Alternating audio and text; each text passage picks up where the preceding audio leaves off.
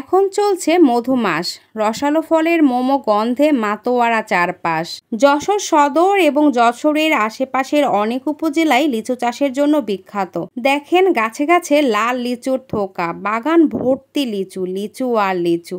ডানে বামে সামনে পিছনে সব দিকে লিচু আর লিচু। কিন্তু কেমনটা লাগে বলেন যখন এখানে এসে একটা লিচু খেতে পারবেন না। যেহেতু আমরা যশোরে এসেছিলাম বিয়ের একটা অনুষ্ঠানে, আর এই অনুষ্ঠানে এত বেশি ব্যস্ত ছিলাম যে কোথাও যাওয়ার সময় হয়নি। আজকে সকালে তাই বের হয়েছিলাম লিচু বাগান দেখতে, যেহেতু লিচু ফলটা আমার অনেক বেশি পছন্দের। কিন্তু দুঃখের বিষয় হচ্ছে যে বাগানটায় এসেছি সেই বাগানে আজকে সকালেই পোকা মারার ওষুধ স্প্রে করা হয়েছে এবং 10 দিনের আগে এই লিচু খাওয়া যাবে না। যাই হোক, কি আর করার, আমরা শুধু চোখ দিয়েই দেখে চোখের শান্তি নিলাম আর কি।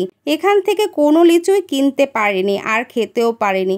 এই দুঃখ কি মেনে নেওয়া যায় বলেন? যাই হোক, এই দুঃখ মনে নিয়ে কাছের একটা আমের বাগান ছিল, সেই বাগানে যাই। বাগানটা অনেক বড় ছিল, গাছে গাছে ছিল আম, কিন্তু আমগুলো ছিল কাঁচা, এখনো আম পাকেনি। কি আর করার, যাই হোক আজকের ভিডিওটা এই পর্যন্তই। এবার বাড়ি যাবার পালা, মনের দুঃখে তাই বাড়ি চলে যাচ্ছি। সবাই সুস্থ থাকবেন, ভালো থাকবেন, আল্লাহ হাফেজ।